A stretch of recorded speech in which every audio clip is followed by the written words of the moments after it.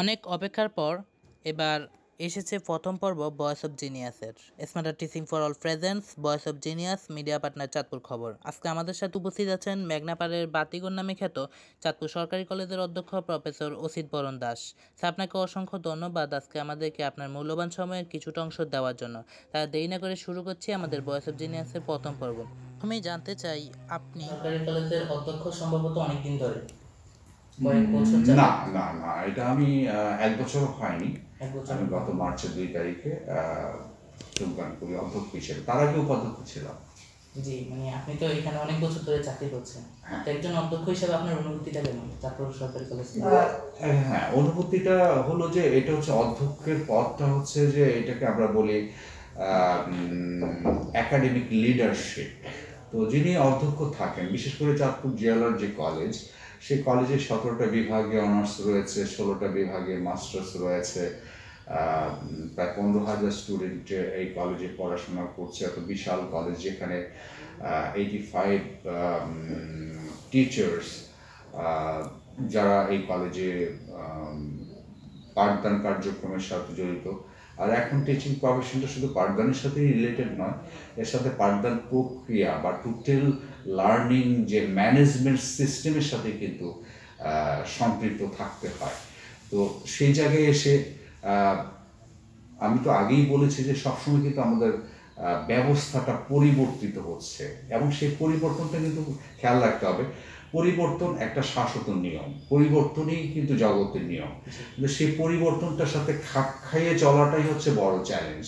তো আমাদের সমস্ত টিচাররা সেই চ্যালেঞ্জগুলো মোকাবেলা করছে, আর সেই টিচাররা ভালোভাবে কাজ করে যাচ্ছে।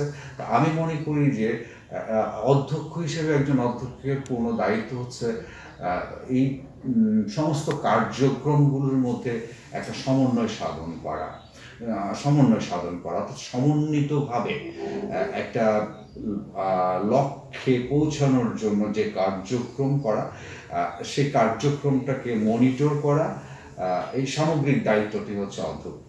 তো আমি মনে করি যে এটা একেবারে সহজসাধ্য বিষয় নয়, তারপরও এটা একটা চ্যালেঞ্জিং বিষয়। আমি ব্যক্তিগতভাবে এই সমস্ত চ্যালেঞ্জগুলোকে ফেস করতে পছন্দ করি, এবং আমি মনে করি যে এই চ্যালেঞ্জগুলো কাউকে না কাউকে তো ফেস করতে হবে।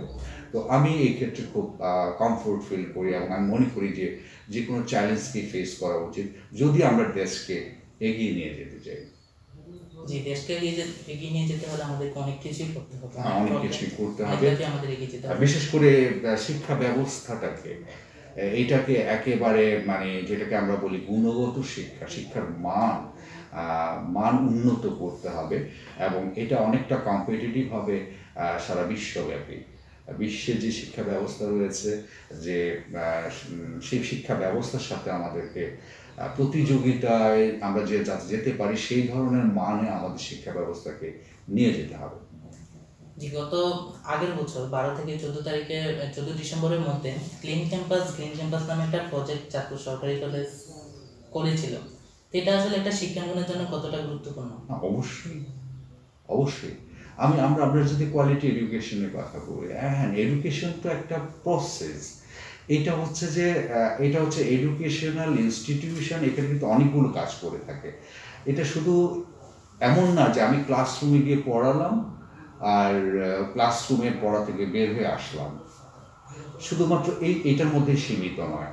এখানে এডুকেশনাল প্রসেসটা হচ্ছে কি, এখানে সবচেয়ে বেশি গুরুত্ব দেওয়া হয় লার্নিংয়ের উপরে। যে আমি একটা ক্লাস নিচ্ছি, সেখানে স্টুডেন্টরা আমার ক্লাসটাকে কতটুকু সে ধারণ করতে পারছে।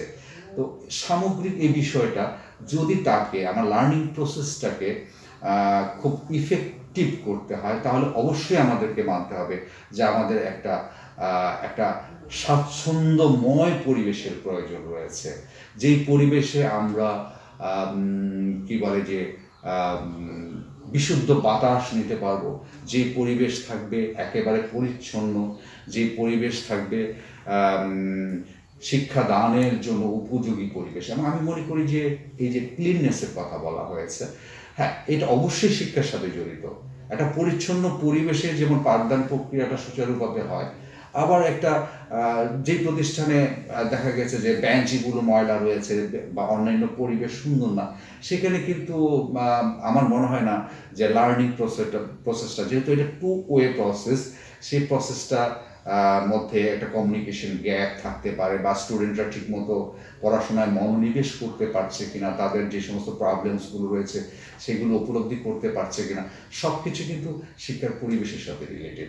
তো আমরা সেই জন্য শিক্ষা চাঁদপুর কলেজকে চাচ্ছি যে একদম একটা কি বলে যে একটা ক্লিন বা পরিচ্ছন্ন একটা ক্যাম্পাসে রূপান্তর করতে, এবং সেই ক্ষেত্রে কিন্তু আমাদের কিছু অবজারভেশন রয়েছে। আমরা টোটালি পরিচ্ছন্নতার বিষয়টা কিন্তু একান্তই একেবারে নিজস্ব মন গড়া কোনো বিষয় নয়। আমি যেটা বলতে চাচ্ছি সেটা হলো যে পরিচ্ছন্নতা বিষয়টাও কিন্তু একটা একাডেমিক বিষয়, যে আমরা কিভাবে আমরা আমাদের ময়লা বা আবর্জনা অপসারণ করতে পারি, যেটাকে আমরা বলি যে গার্বেজ ম্যানেজমেন্ট সিস্টেম। তো আমি মনে করি যে এই সিস্টেমটাও ডেভেলপ করা উচিত in everywhere including educational institution. তো আমরা সেই জায়গায় আমরা চাঁদপুর কলেজ থেকে শুরু করেছি, এবং আমরা পৃথিবীর বিভিন্ন উন্নত দেশে যে ধরনের গার্বেজ ম্যানেজমেন্ট সিস্টেম রয়েছে আমরা সেই সিস্টেমগুলোকে ফলো করে এখান থেকে স্টার্ট করেছি। আমাদেরকে অবশ্যই চাঁদপুর পৌরসভা আমাদেরকে সহযোগিতা করছে এই ব্যাপারে, এবং সে ব্যাপারে যা যা মানদণ্ড আছে সেগুলো আমরা মেনটেন করেই আমরা সেই কাজগুলো করছি, যে আমাদের একটি একটি কাগজের টুকরো আমাদের ক্যাম্পাসে যাতে পড়ে না থাকে, অপ্রয়োজনীয় কোনো জিনিস যাতে ক্যাম্পাসে পড়ে না থাকে, সে ব্যাপারে আমরা খুব জোর গুরুত্ব দিচ্ছি। আচ্ছা স্যার, তরুণ সমাজের জন্য আপনার কি বলার আছে? হ্যাঁ, তরুণ সমাজের জন্য তো অনেক কিছুই বলা আছে। আসলে আমাদের যে স্বপ্ন যে বঙ্গবন্ধুর সোনার বাংলা, যিনি বঙ্গবন্ধু স্বপ্ন দেখেছিল একটি সোনার বাংলার স্বপ্ন দেখেছিল। আসলে সোনার বাংলা এটা শুধু কথার কথা না, এটা একটা বিগ কনসেপ্ট, মনে রাখতে হবে। সোনার বাংলা বলতে বোঝায় যে বাংলাটা সোনা দিয়ে মোড়ানো, আসলে বিষয়টা তা নয়। অর্থাৎ যে বাংলায় আসলে সোনার মতো সম্পদ রয়েছে, এবং সেই সম্পদগুলোকে যদি আমরা কাজে লাগাতে পারি তাহলে অবশ্যই বাংলাদেশ সারা বিশ্বে একটা মাইল ফলক হয়ে থাকবে। এবং আমাদের বর্তমানে মাননীয় প্রধানমন্ত্রী যেই ভিশনগুলো নিয়েছেন, এবং লাস্টলি যেটা ডেল্টা ভিশন, আমরা সেই দিকে গেলাম না। আমরা যদি 2041 পর্যন্ত যদি আমরা খেয়াল করি, সেখানে আমরা পার ক্যাপিটা ইনকামকে আমরা ধরেছি $12,500 আমাদের টার্গেট ধরা হয়েছে, যে আমরা একটা উন্নত দেশের কাতারে পড়বো। মাথা পিছু হয় $12,500। তো সেই জায়গায় পৌঁছতে গেলে অবশ্যই তরুণ সমাজকে, আমি আবারও রিপিট করছি, অবশ্যই তরুণ সমাজকে এগিয়ে যেতে হবে। এখন তরুণ সমাজ কিভাবে এগোবে? এবার সবাই যদি ডাক্তার হয় তাহলে পেশেন্ট হবে কে? সবাই যদি ইঞ্জিনিয়ার হয় তাহলে অন্যান্য কাজগুলো করবে কে? আমাদের যুব সমাজ, একটা জিনিস মনে রাখতে হবে, আমাদের বর্তমানে টোটাল জনগোষ্ঠীর 67% হচ্ছে কর্মক্ষম জনগোষ্ঠী, যেটাকে আমরা বলি ডেমোগ্রাফিক ডিভিডেন্ড আমাদের চলছে। এইটাকে সত্যিকার অর্থে কাজে লাগাতে হবে। অর্থাৎ আমাদের দেশের তরুণ সমাজের সংখ্যাটা অনেক অনেক বেশি, যেটা কিন্তু সারা জীবনের জন্য না। এটা বাই 2030 অর 2035 নিয়ারলি এই সময়ের মধ্যে কিন্তু এই ডেমোগ্রাফিক ডিভিডেন্ডের যে সুবিধাটা অর্জন করার আমাদের সুযোগ রয়েছে সেটা শেষ হয়ে যাবে। তো আমাদেরকে এর মাঝেই কিন্তু যা করার করতে হবে। এই যে যুব সমাজকে এই সময়টাকে কাজে লাগাতে হবে। তবে সেই ক্ষেত্রে আমাদেরকে দেখতে হবে যে আমাদের ভবিষ্যতে কি ধরনের চাহিদা রয়েছে, কি ধরনের ডিমান্ড রয়েছে, এবং সেই ডিমান্ডগুলোকে ফেস করার জন্য যেভাবে আমাদের ম্যান পাওয়ারকে স্কিল করা দরকার, ঠিক আমরা যুব সমাজকে সেইভাবেই স্কিল করতে হবে। এবং এই যুব সমাজই পারবে আমাদেরকে একটা উন্নত দেশে 2041 সালের মধ্যে একটা উন্নত দেশে নিয়ে যেতে। তো সেই জন্য আমি মনে করি যে আমাদের এডুকেশনাল স্ট্রাকচারাল যে ফ্রেমওয়ার্ক রয়েছে সেখানেও কিছু পরিবর্তন আনা প্রয়োজন রয়েছে। বিশেষ করে ভোকেশনাল বা টেকনিক্যাল এডুকেশনের প্রতি বেশি গুরুত্ব দেওয়ার প্রয়োজন রয়েছে, কারণ এগুলো ডিমান্ড দিন দিন বাড়বে। আর প্রযুক্তি নির্ভরতা not only in educational system আমি মনে করি ইন এভরিহোয়ার আমাদের টেকনোলজি ব্যবহার করাটা শিখতে হবে। আর সেই জন্য আমি মনে করি না যে সবাইকেই একদম কম্পিউটার সায়েন্সে পড়াশোনা করতে হবে, বিষয়টা এরকম নয়। আমরা কম্পিউটার অ্যাপ্লিকেশনের উপর গুরুত্ব দিতে পারি, অর্থাৎ ডিজিটাল অ্যাপ্লিকেশনটা আমাদের জন্য গুরুত্বপূর্ণ। সেজন্য অবশ্য কিছু লিমিটেশনস রয়েছে আমাদের বাংলাদেশের প্রেক্ষিতে, কিছু লিমিটেশনস রয়েছে। যেমন প্রথমে আমরা বলি যে আমাদের ইন্টারনেট সার্ভিসটা আমরা ওইভাবে পাচ্ছি না, যেভাবে আমাদের এগিয়ে যাওয়ার জন্য যেই ধরনের সার্ভিস প্রয়োজন। দ্বিতীয়ত হলো যে আমাদের নেটওয়ার্কিং সিস্টেম একদম সারা বাংলাদেশের প্রত্যন্ত অঞ্চলেও আমাদের যাতে মানে ইন্টারনেট সংযোগ থাকে এবং মানুষ সেই সুবিধাটা ব্যবহার করতে পারে। কারণ সরকারের যে ডিজিটাল বাংলাদেশ যে কর্মসূচির মূল লক্ষ্যই হচ্ছে বাংলাদেশের সর্বত্র ডিজিটালাইজেশন করা। তার অর্থ ডিজিটালাইজেশনের লক্ষ্য কি, যে সেবাটা সরকার যে সেবা দিবে বা ব্যক্তি পর্যায়ের সেবাটাও যাতে মানুষের ঘরে পৌঁছে যায়। তাহলে হবে কি, দুইটা জিনিস লাভ হয়।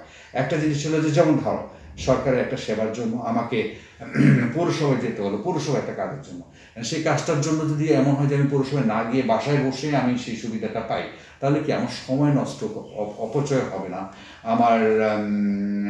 আমি এই সময় অন্য কাজগুলো করতে পারবো। অর্থাৎ সবাইকে কাজে লেগে থাকতে হবে। হ্যাঁ, এখন আর ওই সময় নেই যে আমি ঘরে বসে থাকবো বা ঘরে বসে 2 ঘন্টা টিভি দেখবো বা একটু ঘরে বসে আমি আড্ডা মারবো। এই সময়টা না করে আমাদের টোটালকে যে যার মতো করে কাজে এঙ্গেজ হতে হবে। কিন্তু একটা জায়গায় সমস্যা রয়েছে, সেই কাজে কে কী কাজে এঙ্গেজ হবে সেই ক্ষেত্রে কিন্তু একটা সমন্বিত বা একটা ইন্টিগ্রেটেড একটা প্রসেসে আসতে হবে। যেমন সবাই যদি এক কাজের প্রতি ইন্টারেস্টেড হয়ে পড়ে, সবাই যদি এক কাজের প্রতি নিজেকে সংযুক্ত করে ফেলে, তাহলে কিন্তু আদার্স কাজের জন্য আবার লোক পাওয়া যাবে না। ফলে টোটাল প্রক্রিয়াটাই হবে একটা সমন্বিত প্রক্রিয়া। আমাদের ইয়াং জেনারেশন কে কী কাজে এঙ্গেজড হবে সেটা একটা সমন্বিত প্রক্রিয়ার মধ্য দিয়ে আসতে হবে। এবং সেটা শুধু সমন্বিত প্রক্রিয়া না, সেই জায়গাটাকে মনিটরিংয়ের আওতায় আনতে হবে। সোজা কথা, মনিটরিংয়ের আওতায় আমাদের ইনস্টিটিউশন বিল্ডিং করতে হবে মনিটরিংয়ের জন্য, এবং স্ট্রংলি মনিটর করতে হবে সেই জায়গাগুলোকে। অর্থাৎ আমি যে কথাটা এক কথায় বলতে চাচ্ছি যে আমরা যদি চায়না বা ভিয়েতনামের দৃষ্টিকোণ থেকে তাকাই, তারা কিন্তু ওয়েল ইকুইপড হয়েছে। তারা একদম একটা সুষ্ঠু পরিকল্পনার দ্বারা, সুষ্ঠু পরিকল্পনা ছাড়া কোনো কাজ হবে বিচ্ছিন্নভাবে হবে, কিন্তু সেটাকে ইন্টিগ্রেটেড ওয়েতে আনা সম্ভব না। সেই জন্য আমাদের ওয়েল প্ল্যান্ড দরকার।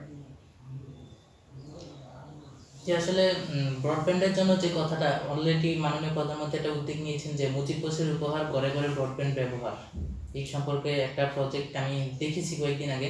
আশা করি যে মাননীয় প্রধানমন্ত্রী এটা সবার জন্য মানে ব্যবহার করার সুযোগ করে দিবেন। তো মাননীয় শিক্ষামন্ত্রী কিছুদিন আগে একটা কথা বলেছিলেন যে ছাত্রদের উদ্যোক্তা হতে হবে। যদি চাকরির জন্য সবাই বসে থাকেন তাহলে বাকি আরো যে 10 জন বসে আছে ওদেরকে চাকরি দিবে কে?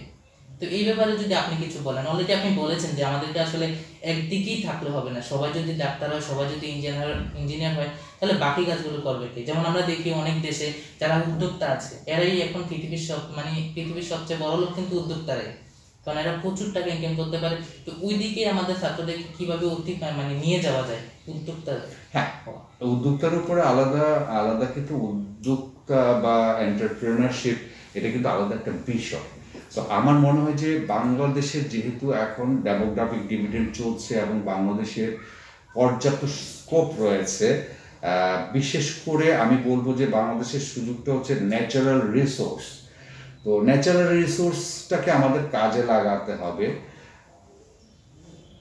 এখন উদ্যোক্তা হওয়ার জন্য কিন্তু আসলে খুব বেশি কিছু করার দরকার নেই। আমরা যদি ফেসবুকের আবিষ্কার দেখি জুকারবার্গের, তাহলে বলবো যে একটা সাধারণ কনসেপ্ট থেকে কিন্তু আসলে ডিটেইল এটা আস্তে আস্তে আস্তে আস্তে বড় হয়ে গেছে। আমরা যদি এখন দেখি যে পৃথিবীর সবচেয়ে বড় ধনীকে দীর্ঘদিন যাবৎ বিল গেটস ছিল, এখন এটা চেঞ্জ হয়ে গেছে, তাই না? এখন নতুন যিনি টেসলার মালিক বা আমরা যদি পেপ্যালের মালিকের কথা বলি, হ্যাঁ ওনারা কিন্তু ওনারা আসলে রিয়েল উদ্যোক্তা, এবং তারা কিন্তু এমন না যে এটা একটা ট্রেডিশনাল জিনিসকে তারা এগিয়ে নিয়ে গেছে। তারা কিন্তু নতুন কিছু তৈরি করেছেন। উদ্যোক্তা হতে গেলে নতুন কিছু প্রক্রিয়ার দিকে যেতে হবে, আর সেই জন্য আসলে দরকার innovation, innovative mindset, innovative idea. যেমন আমরা যদি মনে করি যে এই মুহূর্তে এইটা করলে একটা নতুন একটা ধারণার বিল্ড আপ হবে, যেমন আমরা যেমন গার্বেজ ম্যানেজমেন্ট সিস্টেমের কথা বললাম, এই সিস্টেমটা যদি আমরা আমরা তো করেছি শুধু চাঁদপুর কলেজের না, আমরা চাচ্ছি যে পুরো চাঁদপুর শহরকে ক্লিন রাখার জন্য। এখন প্রত্যেকটা হাউসহোল্ড লেভেলে যদি একই সিস্টেমে কাজগুলি করে, তাহলে একটি ময়লাও চাঁদপুর শহরে থাকবে না। তো ফলে কি হবে, এর সাথে কিন্তু আবার ম্যান পাওয়ার রিলেটেড রয়েছে। গার্বেজ যে ব্যাগগুলো, ব্যাগ প্রোডাকশন রিলেটেড রয়েছে। এই ব্যাগ প্রোডাকশন কে কেন্দ্র করে একটা ফ্যাক্টরি হতে পারে। তারপর গার্বেজ ম্যানেজমেন্ট সিস্টেমে যেভাবে আমরা ডাম্পিং স্টেশনে যেভাবে আমরা ময়লাগুলো ফেলি, সেখানে আমরা 2 ধাপে আমরা করতে পারি। 2 ধাপে যেগুলো রিসাইকেল করা যায়, আবার যেগুলো রিসাইকেল করা যায় না সেগুলোকে ডাম্প করবো, আর যেগুলো রিসাইকেল করা যায় সেই রিসাইক্লিং করার জন্য আলাদা ফ্যাক্টরি তৈরি হতে পারে। তাহলে সুযোগের তো অভাব নাই। আমরা একটা প্রজেক্ট নিয়ে যখন কাজ করব, সেই প্রজেক্টের আউটপুট কি কি আসতে পারে সেগুলোকে আমাদের ডিফাইন করে আমরা প্রচুর উদ্যোক্তা তৈরি করতে পারি। তবে সেই উদ্যোক্তা তৈরির ক্ষেত্রে কিন্তু আসলে যুব সমাজকে এগিয়ে আসতে হবে। আমার কিছুদিন আগে একটা অভিজ্ঞতার কথা বলছি যে চাঁদপুরে চাঁদপুরে বেশ কিছু বিনিয়োগের একটা প্রস্তাবনা নিয়ে আসছিল। সেখানে ইয়াং কিছু ছেলে মেয়ে কিন্তু এই প্রস্তাবনাটা নিয়ে আসছে যে কীভাবে পর্যটন শিল্পকে ডেভেলপ করা যায়। আসলে পর্যটন শিল্প ডেভেলপ করলে, পর্যটন এমন একটা শিল্প যে শিল্পটা কিন্তু আসলে যে শিল্পটাকে আসলে ঢেলে সাজানো যায়, যে শিল্পটাকে অনেকটা নতুন করে মনের মতো করে, বিশেষ করে খুব অল্প পরিশ্রমে এই এই এই এই সেক্টরটাকে ডেভেলপ করা সম্ভব হয়। এখন প্রশ্ন আসতে পারে, আমরা যদি সুইজারল্যান্ডের যে পরিমাণ সারা ওয়ার্ল্ডের মানুষ গিয়ে সুইজারল্যান্ডে ঝাঁপিয়ে পড়ে, সুইডেনে ঝাঁপিয়ে পড়ে, বা আমরা পার্শ্ববর্তী দেশ ভারতে যাই আমরা ঘোরার জন্য, তো ঘোরার জন্য আসলে মানুষ কি চায়, মানুষ কেন ট্রাভেল করতে চায়, এই জায়গাটা অ্যানালাইসিস করতে হবে যে যারা পর্যটনে যায় তারা পর্যটনে কি জন্য যায়, কি দেখতে চায় পর্যটনে, তারা কি দেখতে চায়, তাই না? এখন যেমন ইন্ডিয়াতে মানুষ অনেকে তাজমহল দেখতে যায়, এটা প্রাচীন ঐতিহ্য। সবাই কি তাজমহল দেখতে চায়? কেউ যায় মানালি যায়, কেউ যায় মানালি যে একেবারে মাউন্টেন পিক দেখা, মানে আইসি মাউন্টেন পিক প্লাস কি বলে গ্রিন ভ্যালি, দুটার কম্বিনেশন দেখতে চায়, ন্যাচারাল জিনিস। তা এখন আমাদের দেশে কি আছে সেটা দেখতে হবে। আমাদের দেশে যে রিসোর্সগুলো আছে সেগুলোকে যদি আমরা পর্যটনের মতো করে গড়ে তুলতে চাই, সম্ভব। আমি এক কথা বলছি যে আমাদের গ্রামীণ যে ভিলেজ সিস্টেম, এখন আমরা গ্রামে গেলে, এই সময় গেলে হলুদ সরিষা ক্ষেত দেখতে পাবো, মাঠের পর মাঠ হলুদের রঙের ছড়াছড়ি। তাহলে এটাকে আমরা কেন পর্যটন হিসেবে এক্সপ্লোর করতে পারবো না? আমার প্রশ্ন হলো ওই জায়গায় আমাদের যা আছে তাকে আমরা পর্যটনের মধ্যে আমরা মানুষকে অ্যাট্রাক্ট করার জন্য এটাকে মানুষের মাঝে ফোকাস করতে পারবো। তাহলে এটা অর্থ এই না যে আমার পাহাড় জঙ্গল সমুদ্র থাকতে হবে তাছাড়া পর্যটন হবে না। এটা আসলে পর্যটনের শিল্পের যে ডেফিনেশন এবং পর্যটন শিল্পের জন্য যে কথাগুলো, যে বিষয়গুলোকে গুরুত্ব দেওয়া হয় তার সাথে মেলে না। আমাদের সুন্দরবন রয়েছে, সমুদ্র রয়েছে, সেগুলোর বাইরেও আমরা আমরা আমরা অনেক কিছুকে ফোকাস করতে পারি। যেমন একজন ইউরোপিয়ান মানুষ, সে কিন্তু আমাদের এই ট্রেডিশনাল ভিলেজ সিস্টেম সে জীবনও দেখে নেই। এই যে পুকুরে মাছ ধরছে, ন্যাচারাল ফিশ হচ্ছে, সেগুলো মাছ ধরছে, জাল দিয়ে মাছ ধরছে, এগুলো কিন্তু তারা জানে না। তাদেরকে এগুলোর প্রতি অ্যাট্রাক্টেড করাটা আমাদের উচিত। তাইলে দেখবে যে আমাদের পর্যটন শিল্প, আমাদের যা আছে তা নিয়ে আমাদের পর্যটন শিল্প ডেভেলপ করতে পারে। তবে পর্যটন শিল্প ডেভেলপ করার সাথে আরও কিছু জিনিস রিলেটেড রয়েছে, যে পর্যটনের যে জায়গাগুলো, সেই জায়গাগুলোর কমিউনিকেশন এবং বিশেষ করে রেসিডেন্স সিস্টেম, এই জায়গাগুলো ডেভেলপ করতে হবে। যে যারা মানুষ পর্যটনের জন্য আসবে তারা যাতে থাকতে পারে এবং সহজ ওয়েতেই যাতে ঘুরতে পারে, এবং সেখানে সেগুলোকে সংরক্ষণ করা সুন্দরভাবে। এই বিষয়গুলোর উপর গুরুত্ব দেওয়া উচিত। তো আমি মনে করি উদ্যোক্তাদের অনেক সুযোগ রয়েছে, আমাদের যুব সমাজ যে কোনো বিষয় নিয়ে কাজ করতে পারে এবং আমরা বর্তমানে সারা বিশ্বের মধ্যে দ্বিতীয় বা তৃতীয় অবস্থানে আছি আউটসোর্সিং বা ফ্রিল্যান্সিংয়ের ক্ষেত্রে। তো এটা আমাদের জন্য একটা বড় অ্যাচিভমেন্ট এবং আমাদের যুব সমাজ কিন্তু কাজ করছে, ভার্চুয়ালি প্ল্যাটফর্মে কাজ করছে। আবার এগুলোকে আরেকটু এনহ্যান্স করার জন্য তারা আরেকটু এগিয়ে যেতে পারে, যেহেতু ফিনান্সিয়াল ক্যাপাবিলিটি আমাদের রয়েছে। তাছাড়া আমরা যদি মনে করি যে এই বছর আমাদের জন্য আরেকটা বড় অপরচুনিটি হলো যে আমরা এই বছর আম এক্সপোর্ট করেছি, তাহলে এখন এই আম এক্সপোর্টেশনের সাথে যদি আমরা একটা সেক্টর ডেভেলপ করে ফেলি, হ্যাঁ, তো সেক্টর ডেভেলপ করে ফেলি, তো আমরা দেখা গেলো ট্রেডিশনাল ভিলেজ সিস্টেমে আমরা কিছু জায়গার মধ্যে আমরা এই ধরনের যেগুলো রপ্তানিযোগ্য সেই প্রোডাকশনগুলো আমরা করতে পারি। আমাদের অনেক অপরচুনিটি রয়েছে, কিন্তু সেটাকে অবশ্যই একটা গভর্নমেন্ট ফ্রেমওয়ার্ক লাগবে, কীভাবে উদ্যোক্তা হয়, গভর্নমেন্টের অ্যাসিস্ট্যান্ট লাগবে, সহযোগিতা লাগবে, আর সবচেয়ে বড় কথা একটা ফ্রেমওয়ার্ক লাগবে, ফ্রেমওয়ার্কের মধ্য দিয়ে আসতে হবে। আসলে আমাদের যেসব মানে জিনিসগুলো আছে এগুলো রিপ্রেজেন্ট করার জন্য মানুষ কম, এই কারণে আসলে মানুষকে আকৃষ্ট করা খুব কম, আকৃষ্ট করার জন্য যে কাজগুলো করা দরকার এগুলো হয়তো একটু কম হচ্ছে, যে কারণে আমাদের পর্যটন শিল্পটা হয়তো এখনো অতটুকু এগিয়ে যেতে পারে না। আমি তো পর্যটনটাকে শুধুমাত্র একটা উদাহরণ হিসেবে ছিলাম, আমি বলছি না যে পর্যটন। আমি দেখো গত 4-5 বছর আমি সারা জীবনও দেখি নাই যে বাংলাদেশে এত কুমড়ার ফলন, মানে কুমড়া। তো এই বছর দেখলাম যে প্রচুর কুমড়ার ফলন, বিভিন্ন জায়গায় গ্রামে গঞ্জে মানুষ খালি কুমড়া চাষ করছে। তো ব্যাপারটার কারণ মানুষ তো এত কুমড়া খায় না, বলছে হ্যাঁ প্রাণ গ্রুপ তো এই কুমড়া কিনে নিয়ে যায়, তারা ওই যে যখন জুস তৈরি করে বা আমরা সস তৈরি করে প্রত্যেকটার ক্ষেত্রেই নাকি ম্যাঙ্গো জুসের ক্ষেত্রেও কুমড়া লাগে, বিভিন্ন ক্ষেত্রে কুমড়া লাগে, চাহিদা আছে। তাহলে এইভাবে তো সেক্টর ডেভেলপ করা যায়। দেখো একটা সেক্টর এখন আমাদের কৃষকদের কাছে কিছু চাষ করুক আর না করুক কুমড়া চাষ করছে এবং সেগুলি বিক্রি হচ্ছে, চাহিদা আছে, প্রচুর ডিমান্ড আছে। তো তাহলে আমাকে এইভাবে আমার সেক্টর ডেভেলপ করতে হবে। আর সেই ক্ষেত্রে আমি মনে করি না ম্যান পাওয়ার অভাব আছে, ম্যান পাওয়ার প্রচুর। তুমি গ্রামে যাও, তোমরা দুজন এখানে কাজ করছো, তুমি গ্রামে যাও, গিয়ে দেখো কিছু পোলাপান ওই বাঁশঝাড় ঝোপের মধ্যে বসে বসে তাস খেলছে, অথবা রাস্তার পাশে বসে রয়েছে, অথবা একটা চায়ের দোকানে বসে আড্ডা মারছে। ম্যান পাওয়ার অভাব নেই, কিন্তু আমাদের অভাব যেটা গাইডলাইনের অভাব রয়েছে। আমাদের প্রপার গাইডলাইন দরকার। সেই গাইডলাইন যদি আমরা পাই তাহলে অবশ্যই আমাদের ম্যান পাওয়ার অভাব নাই, আমরা অবশ্যই এগিয়ে যাবো নিঃসন্দেহে। স্যার আপনার মানে সহসা একটা প্রশ্ন, যে আপনার কেরিয়ারে আপনি তো অনেকটাই এগিয়ে গেছেন এখনটা, মানে অনেকটাই সফল বলতে গেলেই, তো আপনার এই যে কেরিয়ারের যে রাস্তাটা এটা কতটা, মানে অনেকের দেখা যায় যে কেরিয়ারটা খুব কষ্ট হয়েছে ওনার এই রাস্তায় আসতে, এখানে পৌঁছাতে, তা আপনার কেরিয়ারটা সম্পর্কে যদি কিছু বলতেন। আসলে এটা তেমন কোনো না, আমরা তো সরকারি চাকরি করি, আমরা চাকরিতে ঢুকেছি, এডুকেশন ক্যাডারে ঢুকেছি, চাঁদপুর কলেজে পোস্টিং ছিল, প্রমোশন হয়েছে, অন্য জায়গায় গিয়েছি, আবার চাঁদপুরে আমরা ব্যাক করেছি, এখন ভাইস প্রিন্সিপাল উপাধ্যক্ষ হিসেবে দায়িত্ব পালন করেছি। কিন্তু একটা জিনিস হলো সব কিছুর মূল হলো মাইন্ডসেট, যে আমাকে চিন্তা করতে হবে যে আমি কিভাবে কাজ করলে আমার কাজটা সুন্দরভাবে হবে। এটা আগে একটা প্রি প্ল্যান থাকতে হবে এবং সেই পরিকল্পনাটা কিন্তু আগে থেকেই করে নিতে হবে।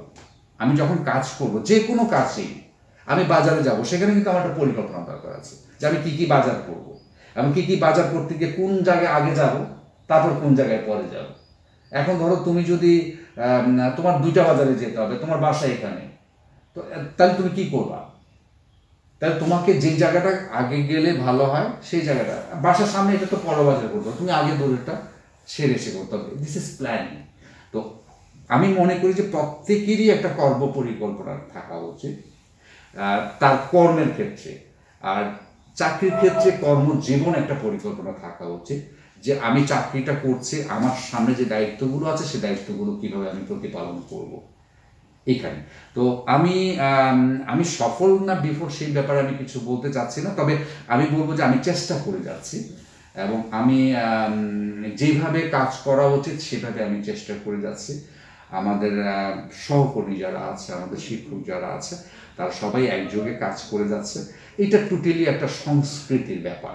একটা একটা শিক্ষা প্রতিষ্ঠানে একটা নিজস্ব সংস্কৃতি গড়ে উঠবে। সেই সংস্কৃতির সাথে সংস্কৃতিটা হচ্ছে একটা ব্যাপক কনসেপ্ট, যেখানে টিচার স্টুডেন্টস রিলেশনশিপটা কীরকম হবে, এডুকেশন সিস্টেম কীভাবে চলবে, সেখানে ডিজিটালাইজেশন একটা বিশাল ফ্যাক্টর, তারপরে এনভায়রনমেন্ট একটা বিশাল ফ্যাক্টর। এনভায়রনমেন্ট বলতে আমি যেটা বলছি মানে ক্লিননেস, এটা একটা বড় ফ্যাক্টর। আমরা তো বাঁচতে চাই, একটা সুস্থ পরিবেশে বাঁচতে চাই। আমি মনে করি যে সুস্থ পরিবেশের জন্য পরিচ্ছন্নতা, একটা সুস্থ সমাজ প্রয়োজন রয়েছে। আর সেখানে অবশ্যই শিক্ষা প্রতিষ্ঠান কখনোই, আমি মনে করি না, আই ডোন্ট বিলিভ সো, যে শিক্ষা প্রতিষ্ঠান এটা একটা গণমানুষের জন্য একদম ওপেন থাকবে, বিষয়টাকে আমি বিশ্বাস করি না। এই কারণে যাদের জন্য শিক্ষা, শুধুমাত্র তাদেরই এন্ট্রেন্স সেখানে থাকা উচিত, তাদেরই সেখানে অধিকার থাকা উচিত। আর এখানে যদি বাইরের মানুষ এসে আড্ডা মারে, গরু ছাগল চলে, তাহলে তো সেটা শিক্ষা প্রতিষ্ঠানের কোনো স্ট্রাকচার হলো না। সেই জন্যই আমরা আমাদের চাঁদপুর কলেজে কিন্তু বেশ কিছু রেস্ট্রিকশনের ব্যবস্থা করেছি। যে চাঁদপুর কলেজ তো, চাঁদপুর কলেজে যারা পড়ছে, যে 15,000 স্টুডেন্ট, তাদের কলেজ, তারা আসবে, তারা কিভাবে পড়াশোনা করবে, তাদের পড়াশোনার জন্য একটা পজিটিভ এনভায়রনমেন্ট, যেমন আমরা যেটা চিন্তা করছি লাইব্রেরিকে ডিজিটালাইজড করা, অটোমেশন প্রক্রিয়ায় নিয়ে আসা লাইব্রেরিকে, তারপরে চাইল্ড ফিডিং কর্নার বা গার্লস কি বলে যে রিফ্রেশ রুম, এই ধরনের একটা চিন্তা ভাবনা রয়েছে। একটা ডিজাইন পাঠানো হয়েছে, ওয়ার্ল্ড ব্যাংকের সিডিবি প্রজেক্ট আমাদেরকে অ্যাসিস্ট করছে। আমরা সেই জায়গাটাও চিঠে হয়ে যাবে, কারণ আমাদের যারা ফিমেল যারা স্টুডেন্ট আছে, তাদেরকেও আমাদের সুরক্ষা দিতে হবে। আর সবচেয়ে বড় কথা হলো যে তুমি যদি সুরক্ষিত থাকো, তোমার মনও সুরক্ষিত থাকবে, তোমার কাজকর্ম কিন্তু তখন ভালোভাবে হবে। তোমার যদি সুরক্ষার ক্ষেত্রে কোনো ব্যর্থ হয়, তখন কিন্তু তোমার মাইন্ডসেট ক্লিয়ার থাকবে না। সেজন্য আমরা আমাদের যে ফিমেল স্টুডেন্ট আছে তাদেরকে খুব প্রায়োরিটি দিচ্ছি।